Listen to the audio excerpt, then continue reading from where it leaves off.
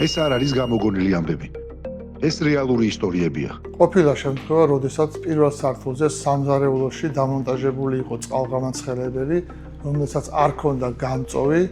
დანადგარის მოხმარებამ გამოიწვია ოჯახის წევრების ინტოქსიკაცია და ასევე საკვამლი არხის საშუალებით CO მოხვდა მეოთხე სართულის მეზობელთან, რამაც ქალბატონის სიცოცხლე შეიწირა. ტრაგედიების შემთხვევით არ ხდება. ის უყურადღებობით იწყება. იყო შემთხვევა, როდესაც დახურული კამერიანი გამათბობელი წესების დაცვით ჰქონდა დამონტაჟებული ფარჩი. შემდეგ აბონენტმა ფართის გაზდის მიზნით მოაშენა აივანს და გამათბობელი დარჩა შიდა ფარჩი. შესაბამისად, ნამწვი აირი იფრქვეოდა ბინაში, რამაც ერთ-ერთი ოჯახის წევრის გარდაცვალება გამოიწვია. ეს მძიმე ისტორიები შეიძლება არ მომხდარიყო.